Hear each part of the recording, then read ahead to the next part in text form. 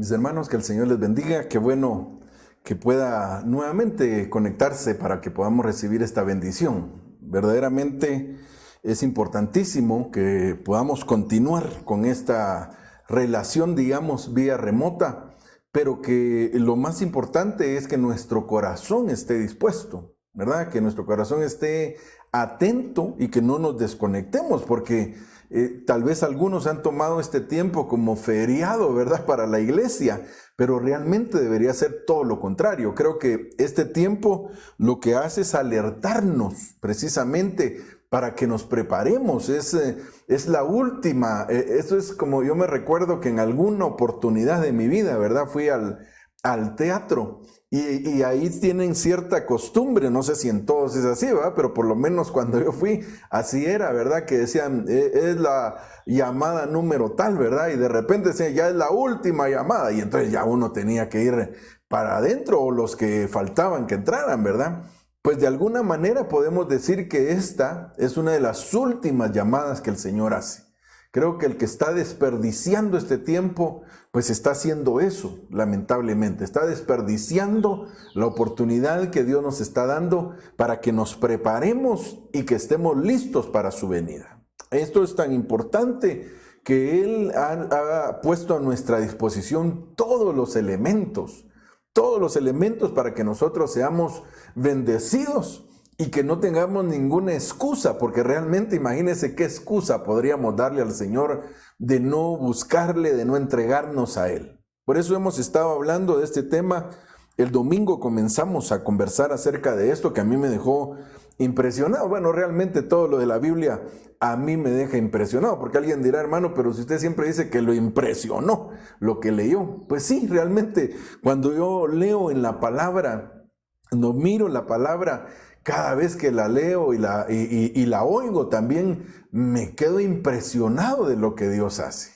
Y hemos estado hablando acerca de esto, mire, tan importante. Por eso le decía que realmente nadie puede decir y tener una excusa para no entregarse al Señor. ¿Por qué? Porque Él hizo un sacrificio y el resultado de ese sacrificio fue precisamente que nos trajo libertad.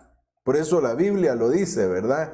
Que Él vino a traer libertad a los cautivos. Ahora, quisiera que pudiéramos seguir conversando un poco más acerca de esto, pero le voy a pedir que oremos y que presentemos nuestro corazón, ya que usted está aquí en sintonía, pues no solamente en sintonía de un aparato, sino que más que todo nos sintonicemos con la presencia de Dios y el fluir que Dios quiere para nuestra vida. Así que le voy a pedir que juntos nos presentemos delante del Señor y podamos, en el nombre de Jesús, suplicarle que hable a nuestro corazón. Porque esto es lo más importante, ¿verdad? Lo importante no es el discurso que podamos hacer, sino lo importante es que Dios nos hable a todos a nuestro corazón. Entonces, acompáñenme a orar. Padre, en el nombre poderoso de Jesús, venimos hoy nuevamente, Señor, suplicando tu misericordia.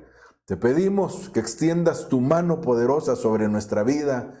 Envía, Señor, esa unción quíntuple sobre nuestros corazones, esa unción apostólica, profética, evangelística, pastoral y magistral, Señor, que sea manifestada sobre nuestras vidas para que podamos ser llevados a la estatura del varón perfecto. En el nombre de Jesús te pedimos y que aún podamos alcanzar esa plenitud de Cristo. En el nombre de Jesús te damos gracias y te bendecimos, Señor. Amén y amén. Hemos estado, como le decía, conversando acerca de esto y a mí me dejó de veras impactado entender esto, que el sacrificio que Cristo vino a hacer, que Él se despojó de toda su gloria para que nosotros ahora pudiéramos tener la oportunidad de presentarnos, hermano, pero presentarnos libres delante de Él.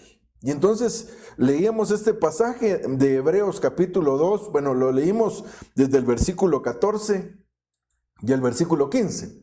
Pero yo quiero concentrarme hoy en el versículo 15 y en esta versión específica que es la Biblia del lenguaje sencillo, que dice acá: En Hebreos capítulo 2, versículo 15. En el 14 se recuerda que platicábamos que es donde habla la Biblia que por cuanto los hijos participaron de carne y sangre, asimismo también él participó de carne y sangre. Y explicábamos, ¿verdad? Brevemente, por supuesto, acerca de todo eso. Pero en este pasaje nos da la verdadera gran noticia desde mi punto de vista, que es entender por qué Él se esforzó tanto para que nosotros pudiéramos obtener este gran beneficio. Miren lo que dice en este pasaje, en esta versión, dice, y con su muerte dio libertad, dicen, a los que se pasaban la vida con miedo a la muerte. Y es que es terrible cuando alguien tiene miedo. Imagínense pasarse toda su vida con el temor de algo, con el miedo, pues este miedo patológico, ¿verdad? Que ya se sale de lo común y que realmente ese era un medio por el cual el enemigo mantenía cautiva a la gente, a la humanidad completa. De hecho, la humanidad completa está en una cautividad. Por eso cuando Cristo viene a nuestra vida es cuando verdaderamente nos hace libres de todas esas ataduras que a veces tenemos. Entonces, la palabra que me llama a mí la atención es esta que está acá, que dice acá, y tal vez la voy a subrayar para que podamos meditar en ella. Dice, y con su muerte dio libertad, dice acá, ¿verdad? Dio libertad a los que se pasaban la vida con miedo a la muerte. Entonces Él vino a traer libertad a nuestra vida. Pero esa palabrita, esa palabra, es esta que encontramos acá, que es apalazo, no a palazos, ¿verdad? Sino apalazo.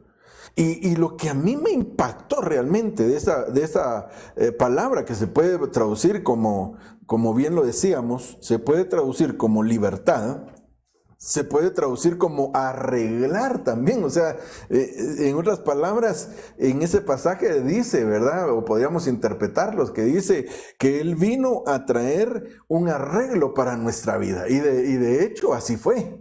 Porque la mayoría de nosotros, pueden haber sus honrosas excepciones, pero la mayoría de nosotros, cuando conocimos a Cristo, estamos hechos pedazos, hermano. Realmente yo le puedo testificar, y seguramente usted también me podría testificar a mí, que cuando usted conoció a Cristo, de la misma manera que me sucedió a mí, nuestra vida era un desastre.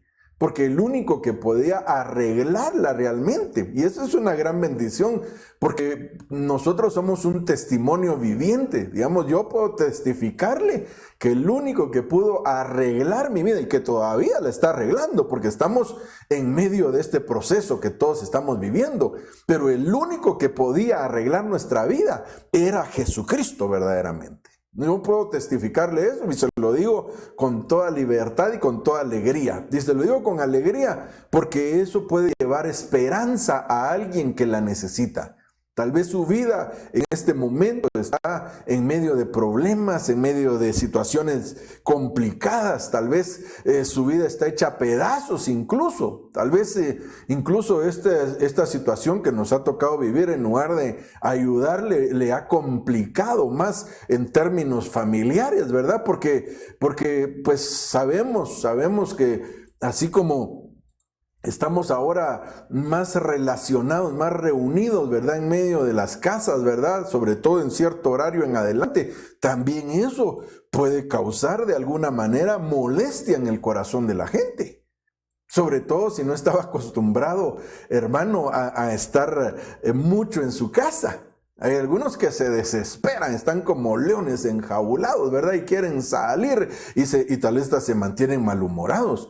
Entonces eso puede traer consecuencias, pero le tengo una buena noticia, sobre todo si usted no le ha abierto su corazón al Señor Jesucristo. Le tengo la buena noticia de que el que puede arreglar su vida, tanto su vida personal como su vida familiar, aún su vida laboral, de negocios y sea lo que sea, el único que la puede arreglar se llama Jesucristo. Él es el único que puede solucionar nuestros problemas realmente. Claro, no debemos acercarnos a Él solamente para la solución de nuestros problemas, porque esa es la gran diferencia de mucha gente, ¿verdad? Se le terminan los problemas y entonces se le termina también la motivación para buscar a Dios. Pero tenemos que entender que hay uno que sí puede arreglar nuestra vida. Se llama el Señor Jesucristo. Así que esa es una buena noticia para mí. Y es un testimonio que yo le quiero dar también juntamente con muchos hermanos que seguramente han experimentado lo mismo. Pero lo que verdaderamente, hermano, me llamó la atención y es de lo que yo le quiero conversar en esta oportunidad, en este espacio que tenemos este día, es de esto, miren. Porque cuando me puse a ver esta palabra, apalazo, ¿verdad? Que se recuerda, viene de Hebreos capítulo 2, versículo 15, donde dice que con su muerte nos trajo libertad, nos trajo apalazo. En otras palabras, nos libró el Señor por medio de su muerte. Pero lo que me impactó fue esta frase, porque se puede traducir, dice, como cambiar de lo que era. O sea, ¿qué es lo que Cristo hizo con su muerte? ¿Qué es lo que Cristo hizo cuando derramó su sangre en la cruz del Calvario? Y no solo se quedó ahí, porque hemos entendido que no solamente ahí terminó el sacrificio, porque de la misma manera como al Cordero, hermano, y solo déjeme recordarle esto, ¿se recuerda usted que en el tabernáculo al Cordero que se presentaba como una ofrenda, la Biblia nos enseña que primero lo mataban, era el sacrificio, parte del sacrificio, y le sacaban la sangre?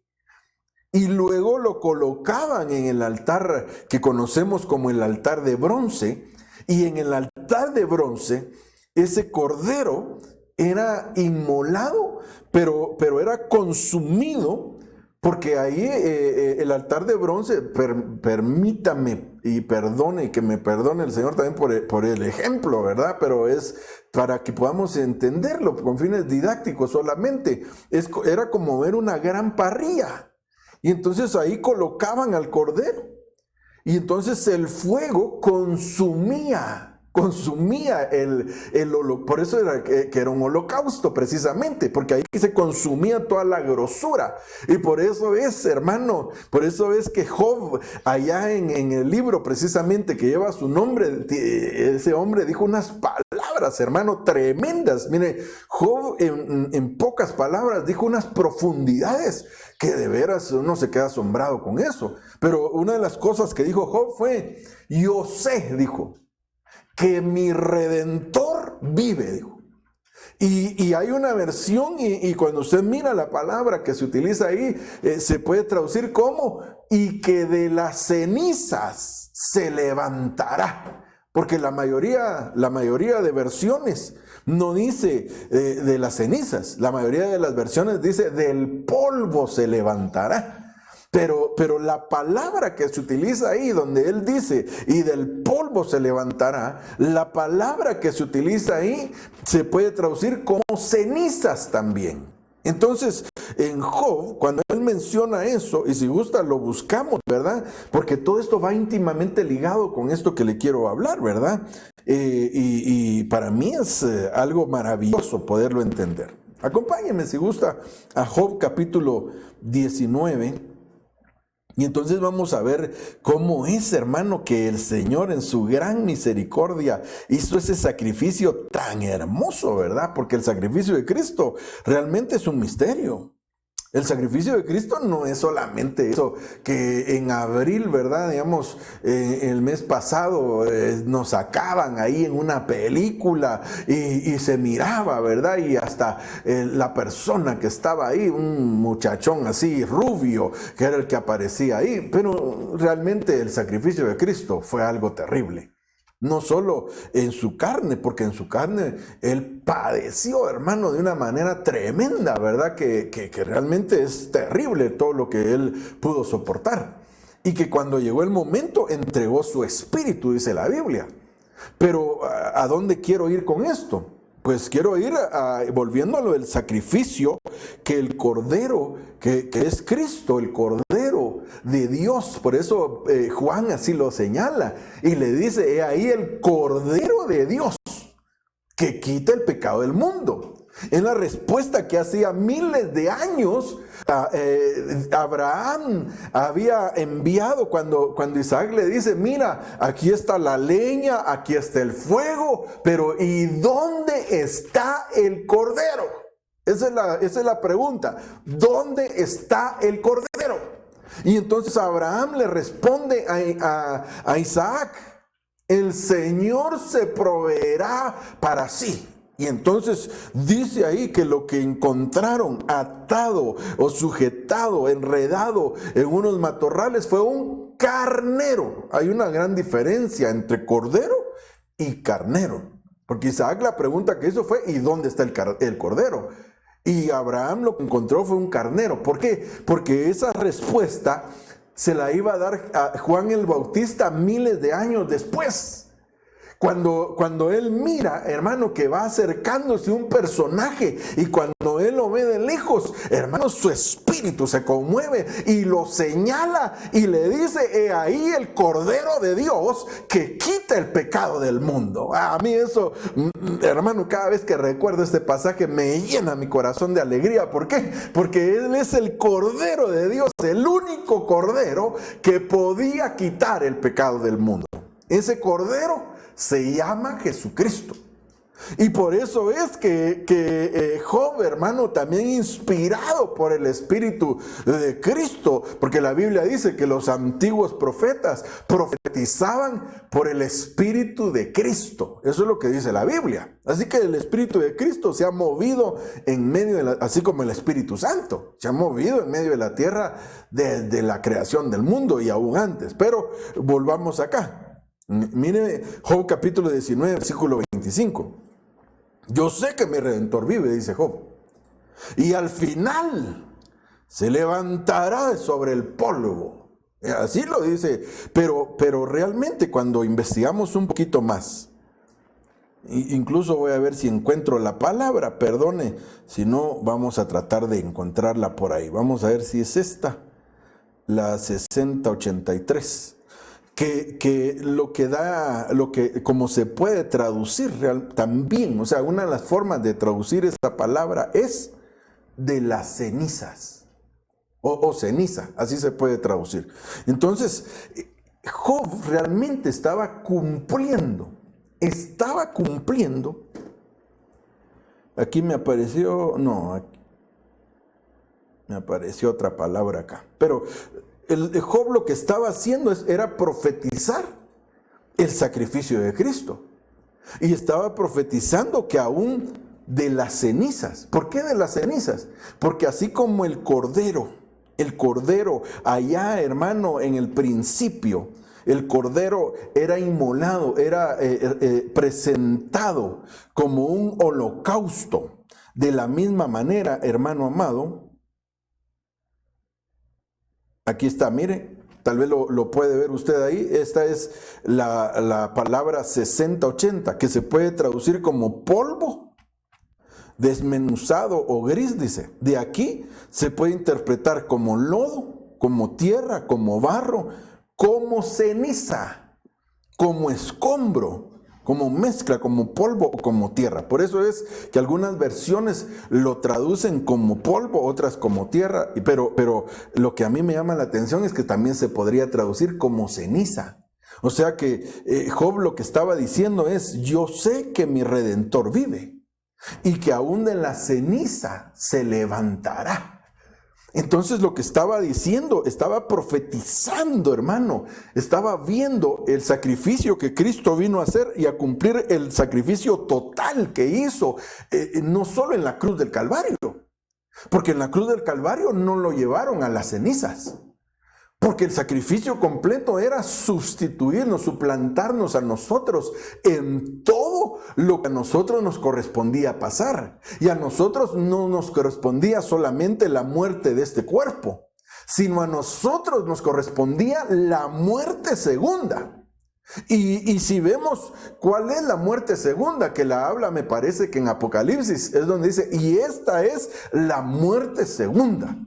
Cuando entendemos eso, la muerte segunda es ser enviado al lago de fuego. A ese lago de fuego donde ni el diablo, ni la iniquidad, ni la muerte van a poder salir de en medio de él. Porque de ahí no se puede salir, sobre todo, ¿sabe por qué? Porque lo que retiene en realidad en el lago de fuego a los seres que están siendo enviados para ahí es el pecado precisamente.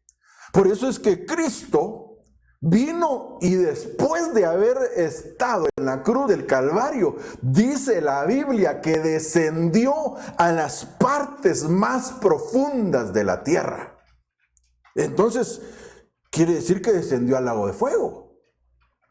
Apocalipsis capítulo 20, si me acompaña, ahí es donde menciona esto. Apocalipsis capítulo 20, y si usted gusta, búsquelo ahí en su Biblia también dice. Mire lo que dice, y la muerte y el Hades fueron arrojados al lago de fuego. Esta es la muerte segunda, el lago de fuego. Y lo tremendo es que para ahí íbamos nosotros, porque a nosotros nos correspondía la muerte segunda. A nosotros no nos correspondía solo morir físicamente, no, porque eso todos los seres humanos pasan por ese. Claro, nosotros tenemos la oportunidad bendita de parte de Dios de ser levantados sin ver muerte, si Él lo dispone así. Pero la Biblia lo dice, está establecido al hombre que muera y después el juicio. Entonces aquí nos deja ver que entonces el lago de fuego es esa muerte segunda que nos correspondía a nosotros. Y entonces Cristo, estando en la cruz del Calvario, habiendo entregado su vida en la cruz del Calvario, después de haberla entregado, descendió al lago de fuego, llevando sobre sus hombros nuestros pecados. Por eso cuando el diablo, hermano amado, cuando el enemigo trate de estarte señalando, de estarte acusando por pecados anteriores, por pecados de los cuales tú ya te arrepentiste, por pecados de los cuales tú ya los confesaste y ya te pusiste a cuentas con el Señor, dile, hermano, en el nombre de Jesús le puedes decir con toda solvencia, mira, pues como tú le quieras decir, ¿verdad? Claro, la Biblia nos enseña que no hay que maldecir, ¿verdad? Pero porque Él, sin necesidad de que lo hagamos, Él ya tiene el precio de su pecado. Pero le puede decir, mira, diablo mentiroso. Es cierto que todos esos pecados yo los cometí, porque no podemos decir que no cometimos pecados. Todos cometimos pecados. La Biblia dice, por cuanto todos pecaron, todos están destituidos de la gloria de Dios. Y todos es todos, así que nadie se salva. No, pero levantará la mano alguien y dirá, perdone caballero, porque tal vez no es cristiano, y dirá, perdone, pero yo nunca le he hecho mal a nadie. Perdone, pero yo nunca he sido un hijo desobediente. Perdone, pero yo nunca digamos, ofendido a mis padres. Y qué bueno, no, lo felicito y qué bueno, es un buen ejemplo de moral en medio de esta tierra corrupta. Qué bueno que así sea y espero que lo siga haciendo. Pero le tengo que decir algo, no es eso lo que le va a salvar. El único que nos puede salvar es Jesucristo, porque todos nosotros íbamos derechito a ese lago de fuego. Pero Él tomó sobre sus hombros nuestros pecados y descendió a las partes más profundas de la tierra, descendió a ese lago de fuego y ahí fue a depositarlos. Por eso el diablo, si quiere encontrar nuevamente nuestros pecados, le podemos decir con toda libertad que los vaya a buscar a ver si logra salir de ahí, porque él no va a poder salir de ahí. Ese es el castigo donde lo van a destruir totalmente.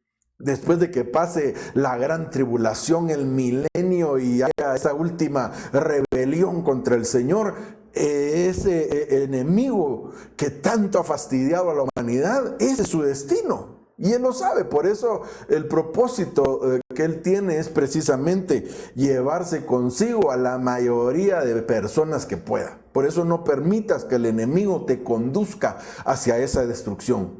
porque tú fuiste rescatado por el Señor Jesucristo, que pagó el precio en la cruz del Calvario y fue a depositar todos tus pecados ahí a ese lago de fuego.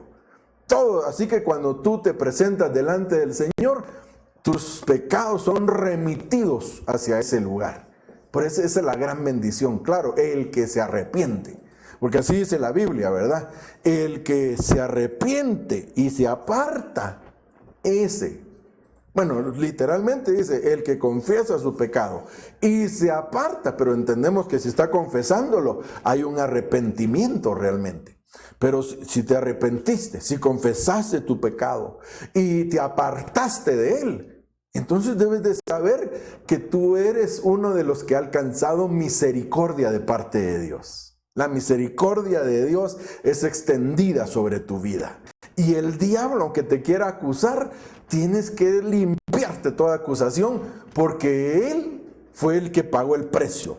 Y llegó hasta allá, hasta el lago de fuego. Por eso es que Job dice, de la ceniza se va a levantar. Y ciertamente se levantó de las cenizas y ahora está sentado, dice la Biblia, a la diestra del Padre. Así que gracias a Dios que Él ya resucitó y está sentado en esa diestra bendita para interceder, porque eso es la otra cosa maravillosa que dice la Biblia, que nosotros tenemos un abogado y el abogado se llama Jesucristo. Bueno, realmente tenemos un par de abogados. Uno se llama Jesucristo, que está ahí arriba intercediendo por nosotros, y el otro se llama Espíritu Santo, que está aquí abajo en medio de nosotros, intercediendo ante el Padre con gemidos indecibles, diciéndole aquellas cosas que tal vez nosotros no alcanzamos a decirle, hermano, porque a veces nosotros, puros los niñitos, ¿verdad? Cuando llegan con el papá y quieren decirle algo y al final de cuentas no le resultan diciendo nada.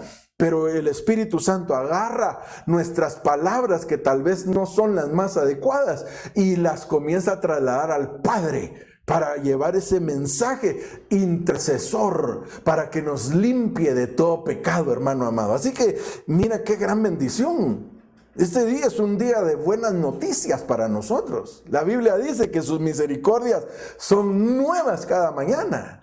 Cada día son nuevas sus misericordias. Así que este día es un día de buenas nuevas, porque eso es el Evangelio realmente. El Evangelio es buenas noticias. Y la buena noticia es que Cristo y el Espíritu Santo interceden. Estamos en la oportunidad todavía. Todavía es el tiempo en el cual el incensario no ha sido sacado, hermano, del santuario. El incensario todavía está ahí ministrando la intercesión, hermano, en medio del Padre, para que nosotros podamos ser bendecidos. Así que en el nombre de Jesús, si te habías estado sintiendo acusado, señalado por el enemigo, no recibas esa acusación, sino recibe la bendición del Señor sobre tu vida. Debemos entender todo esto. Ahora, todo esto parte, hermano, porque yo me emociono y a veces no me desvío, gracias a Dios, ¿verdad? No, todavía no se me ha ido la chaveta, ¿verdad? Porque todavía voy siguiendo el hilo de todo esto. Porque todo comenzó por este pasaje. Este pasaje, miren lo que dice. Aquí en lo que significaba la palabra esta, que era la que yo tenía acá señalada, que dice cambiar de lo que era. Ahora, Él fue capaz, ¿por qué? Porque murió por nosotros. Porque entregó su vida en la cruz del Calvario y luego descendió hasta el mismo lago de fuego. Y la muerte no lo pudo retener. ¿Por qué? Porque en Él no había pecado. Y como no había pecado, entonces, porque los pecados que Él llevaba eran los nuestros. Entonces el Espíritu Santo viene y lo levanta de en medio de ese lago de fuego. Y lo saca de ahí, hermano amado. Y entonces el efecto que causa en nuestra vida es este que yo le quiero ministrar. Cambiar de lo que era. Desapliquémoslo a nosotros. Porque Él dice que murió para que nosotros, mire, pues déjeme que se lo explique de la manera que yo lo entendí y que a mí me bendijo. Cristo murió, porque ese sacrificio era demasiado grande para no hacer algo tan maravilloso. Cristo murió en la cruz del Calvario, descendió al lago de fuego, resucitó, y el propósito de todo eso era que yo tuviera la oportunidad de cambiar lo que era. Eso para mí, mire, cuando lo entendí de esa manera, ay hermano, de veras, a mí me causó una alegría tremenda. Porque el sacrificio de Cristo es la garantía de que yo puedo cambiar. Porque mucha gente pensará, hermano, pero si yo lo que quiero es que cambie mi mujer, hombre. Si yo lo que quiero es que cambie mi marido, hermano. Si yo lo que quiero es que cambie mi suegra, hermano. Por favor, eso es lo que yo quiero. No, fíjate que lo más grande es que tú mismo puedas cambiar. Esa es la alegría que a mí me da. Porque le tengo que ser sincero. Le tengo que ser sincero, y si usted es sincero también se va a adherir a esto que le voy a decir. Cuando yo me examino y veo los acontecimientos, hermano, que se están viniendo sobre la humanidad, realmente me preocupo por mí. Y digo, Señor, pero si de veras ahorita tenemos tan poco tiempo, y realmente con este poco tiempo que tenemos, y yo todavía con estas actitudes, y yo todavía con estos problemas en mi interior, perdone, pero le tengo que ser sincero.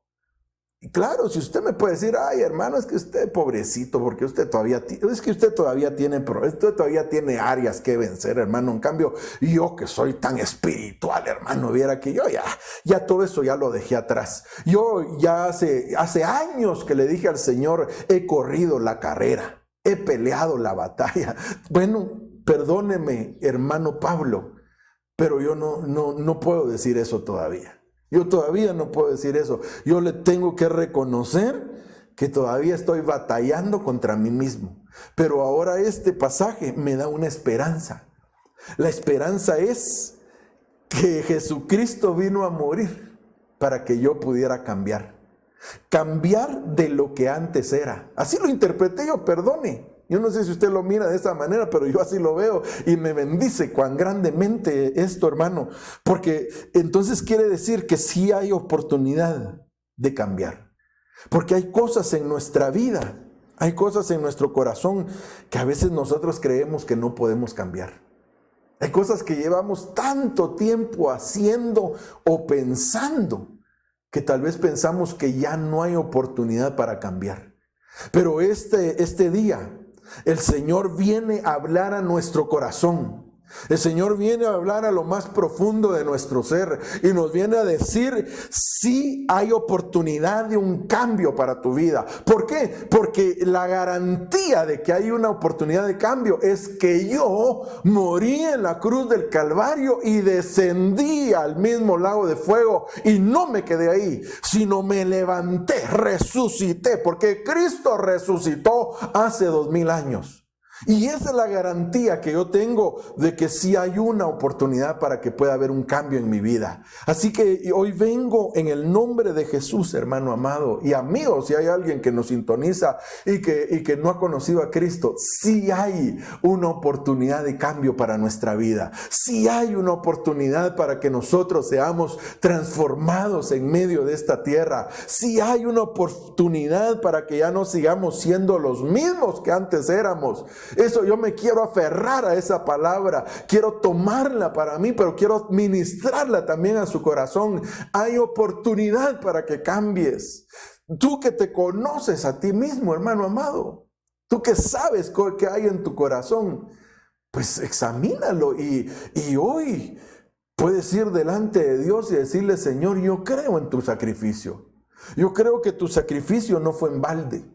Yo creo que tu sacrificio no fue por gusto, no fue por gusto que viniste a esta tierra a morir. No. Yo sé que ese sacrificio me da la oportunidad para que tal vez este día pueda venir un cambio sobre mi vida. Y yo veo en la Biblia, hermano, en la palabra de Dios, miro ejemplos de hombres que Dios los cambió. Y le quiero mencionar tal vez a uno o los que Dios en su misericordia me permita el tiempo para podérselos compartir. Este es uno de los más conocidos. Y tal vez usted en algún momento se va a identificar con él. Miren lo que dice Génesis capítulo 32, versículo 25. Y cuando el varón vio que no podía con él, tocó en el sitio del encaje de su muslo y se descoyuntó el muslo de Jacob mientras con él luchaba. Versículo 26. Y dijo: déjame, porque raya el alba. Y Jacob le respondió: no te dejaré si no me bendices. Este hombre, hermano, mire, tenía una convicción en su corazón. Imagínense lo que le dice: no te dejaré si no me bendices. En otras palabras, yo de esto no te voy a soltar. No me voy a cansar de pedirte que me cambies.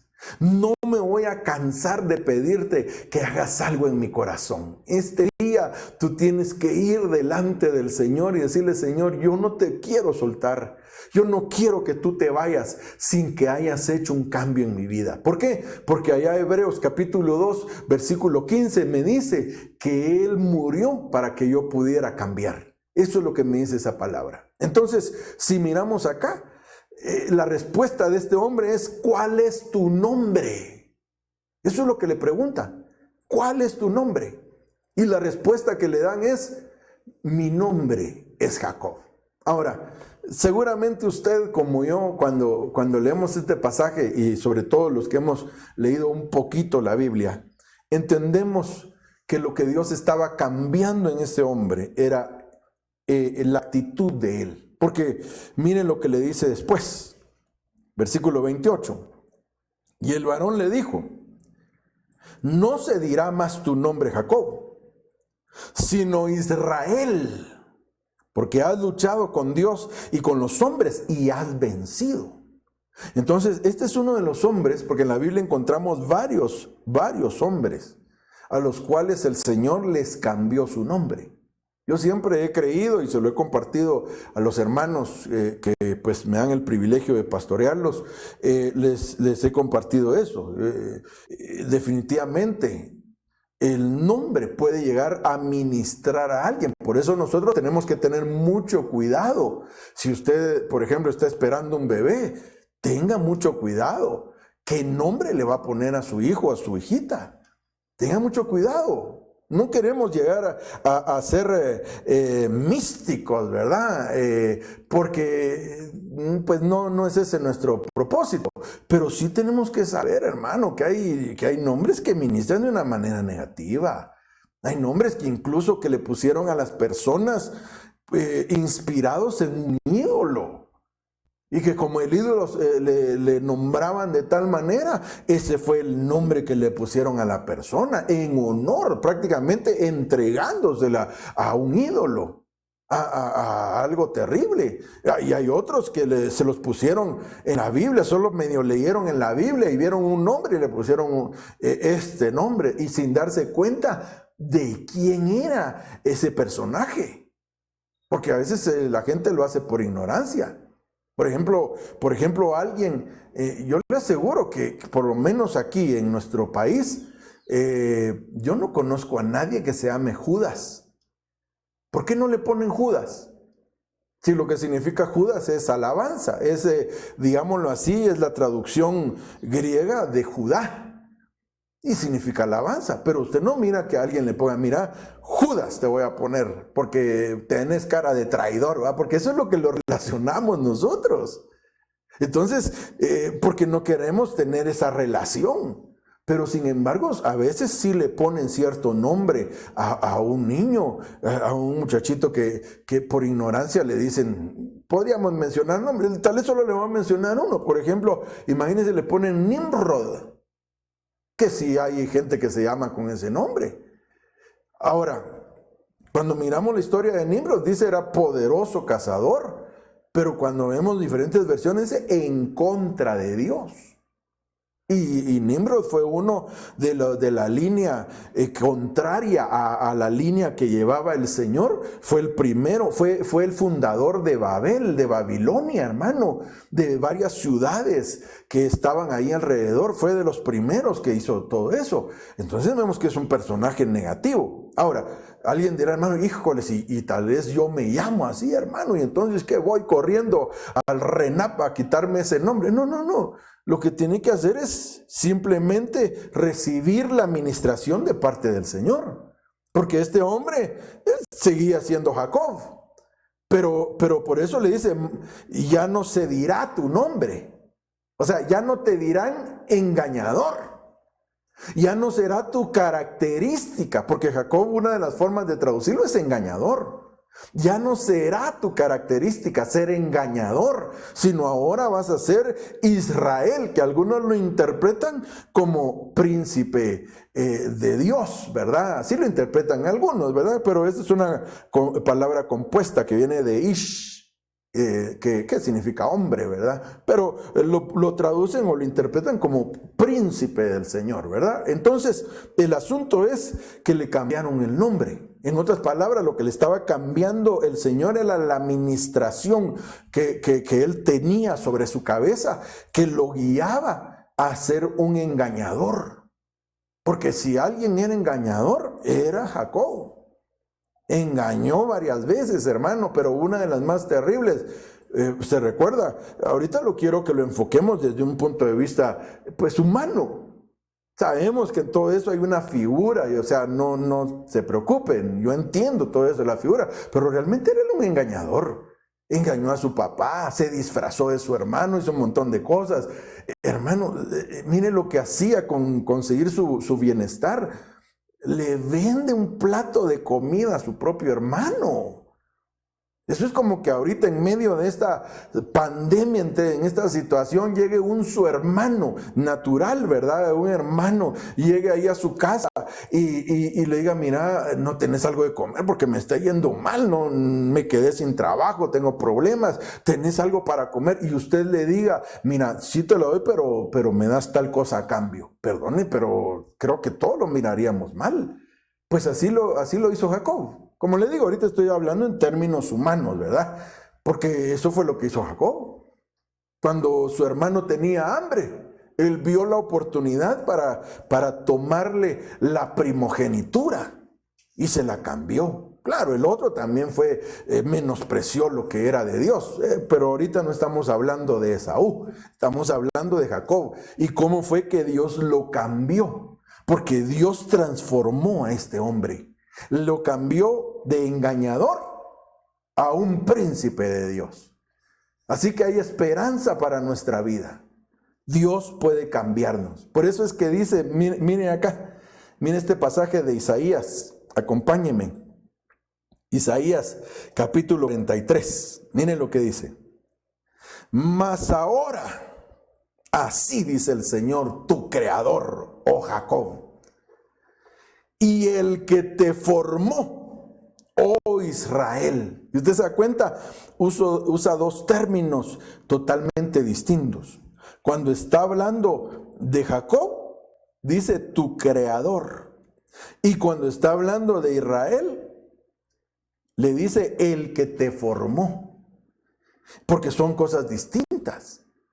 Cuando examinamos estas dos palabras, son distintas. Ahorita las vamos a ver, pero estas dos palabras son diferentes, porque denotan actos distintos. Una es haber sido creado y otra es ser formado. Digamos, un niño cuando nace, pues fue creado, pero lamentablemente, dependiendo del entorno donde se desarrolle, va a ser formado de una manera, ya sea positiva o negativa. Digamos, un niño que nació en un hogar donde solo se hablan malas palabras, donde solo son insultos, ¿cuál va a ser la formación de ese niño? Un niño donde mira que el papá insulta, maltrata a la mamá y constantemente le está diciendo que las mujeres no tienen valor. ¿Cómo cree usted que va a ser formado ese niño? Pues su formación va a ser muy mala seguramente. Pero un niño que nace en un hogar cristiano, en el cual sus papás están, el papá constantemente está bendiciendo a la mamá, está mostrándole, hermano, una buena actitud. Mire, seguramente ese niño va a ser formado de una manera distinta. Claro, yo entiendo que hay excepciones. En ambos casos hay excepciones, gracias a Dios. Pero va a ser más propenso a ser formado de una manera ya sea positiva o negativa. Entonces una cosa es ser creado y una cosa es ser formado. Digamos, Cristo ya nos vino a dar vida, pero ahora nosotros debemos de permitir que nos forme, que nos moldee. Por eso es que al principio orábamos y le pedíamos al Señor que enviara la unción quíntuple sobre nosotros. ¿Por qué? Porque lo que nos dice Efesios es que los 5 ministerios fueron dejados precisamente para llevar al cristiano y que vaya avanzando, irlo formando hasta que al final llegue a la plenitud de Cristo. Pero eso es una formación que comenzó siendo una criatura y fue formado hasta que en un momento llega a ser semejante a Cristo. Pero eso es una formación, por eso es tan importante, hermano, que sigamos en este contacto. Por eso es tan importante que usted esté sintonizado acá para que sigas recibiendo la formación que Dios está haciendo sobre nuestro corazón. De lo contrario, no se está dejando formar. Entonces, si no nos dejamos formar, corremos el riesgo de seguir como Jacob. Sí, pero Cristo ya vino a pagar el precio. Él ya pagó el precio. Pero es necesario que tú creas y camines y aproveches ese sacrificio. Que digas, Señor, yo quiero, si Él ya vino a morir para que yo pudiera cambiar, entonces yo quiero cambiar. Pero si tú te quedas aferrado a la misma forma de que vivías antes, perdona, pero tú mismo estás privándote de la bendición de ser formado como Israel. Esa palabra, como le decía, porque el tiempo ya se me avanzó, hermano. Estas son las 2 palabras que se utilizan acá. Una es bara, donde dice que Él lo creó, y la otra es yatzar. Y yatzar es una palabra que se puede interpretar como cuando el alfarero le va dando forma al barro. Así que Jesucristo es el alfarero, definitivamente. Él es el alfarero que con sus manos benditas, con los ministros, con los ministerios que ha levantado, Él comienza a darnos forma. Él comienza a moldearnos, porque algunos dirán, hermano, es que fíjese que a mí me tocó un pastor enojado. A mí me tocó un pastor que es papa sin sal. A mí me tocó, en cambio otros, tal vez el pastor es de una manera, pero hay otras cosas que tal vez a él no le agradan. Pues déjame decirte que simple y sencillamente Dios te envió precisamente el pastor que tú necesitas. Eso debemos entenderlo. El pastor justo que tú necesitas, porque ese es el que te va a ir moldeando, el que es parte de la mano poderosa del Señor, que está moldeando nuestro barro para darnos la forma correcta. Alguien podría decir, no, pero con esa mano no me gusta. Bueno, cada quien elige lo que quiere, ¿verdad? Pero el punto es que Dios quiere moldearnos. Él quiere producir un cambio en nuestra vida. Así que tengo una buena noticia y déjame recordártela. Hay oportunidad de cambio. Ahorita no pienses en los demás. Ahorita piensa en ti mismo. Y ahorita que estamos por finalizar, porque ya estamos finalizando, hermano, déjame decirte que vamos a orar para que el Señor haga un cambio en tu vida. Porque Él ganó el derecho para que nosotros pudiéramos ser cambiados. Así que ahí en el lugar donde te encuentras, si estás sentadito, si estás acomodadito ahí, espero que no espiritualmente, sino solo físicamente, ahí si estás con tu familia, ¿por qué no inclinas un momento? Por un momento inclina tu rostro, hermano amado, y comienza a examinar tu corazón. Tal vez hay cosas que son necesarias que sean cambiadas, que son necesarias que Dios cambie en tu vida. La buena noticia es que Él ya pagó el precio, pero ahora lo vamos a sellar con esta oración y a pedirle al Señor que derrame sobre tu corazón esa bendición que solamente Él puede hacer. El único que puede cambiarnos se llama Jesucristo. Padre, en el nombre poderoso de Jesús, te damos gracias, papito lindo, por esta nueva oportunidad que tú nos has dado. Gracias por la bendición de ser tus hijos. Gracias, Padre, porque tú nos permites ahora una vez más acercarnos a ti. Que se cumpla en nosotros tu palabra, que nos ha enseñado, Señor, que tú viniste a morir a la cruz del Calvario, que descendiste aún a las partes más profundas de la tierra, aún a ese lago de fuego, Señor, del que nadie podrá salir, sino tú fuiste el único que pudiste salir de ahí. Señor, ayúdanos, este día ayúdanos a que venga un cambio sobre nuestra vida. Ya no queremos ser los mismos, ya no queremos ser iguales, queremos una transformación en nuestro ser. En el nombre de Jesús yo vengo ministrando esta palabra sobre tu corazón, hermano amado. Vengo ministrando sobre tu espíritu, sobre tu alma y aún sobre tu cuerpo. Que un cambio radical, un cambio milagroso pueda venir sobre tu corazón. En el nombre poderoso de Jesús lo creemos y lo recibimos en el nombre poderoso de Jesús. Gracias, Señor. Amén y amén. Gloria a Dios. Hermano amado, se recuerda que seguimos, ¿verdad? Creo yo que todavía esta semana estamos en los retiros virtuales, así que no deje de sintonizarlo. Realmente ahí aprendemos muchas cosas, somos bendecidos, somos ministrados. Recibe esa bendición. Y como congregación, recuerda, si usted es parte o sigue siendo parte, ¿verdad?, de esta congregación, pues sintonícese el día domingo nuevamente. Recuérdense que los domingos a las 11 de la mañana es que nos estamos sintonizando, estamos solo tomando en las casas y espero que usted esté participando de ello como hijo de Dios. Reúna a su familia, porque domingos tenemos esa libertad, ¿va? Ahí en su casa reúna a su familia, adore un momento al Señor, levante su oración al Señor, porque creo yo que este es parte del propósito que Dios tiene para nosotros. Así que le invito a que lo haga, no se quede fuera. No se desconecte del fluir de Dios, porque Dios está pronto a manifestarse. El Señor viene muy pronto, hermano. Y qué triste sería que estemos desaprovechando esta oportunidad. Pero yo sé que muchos de los que nos están sintonizando van a aprovechar esta bendición. Así que, primero Dios, nos vemos el siguiente domingo a las 11 de la mañana. Y mientras tanto, sigamos recibiendo la bendición del retiro virtual. Que el Señor le bendiga.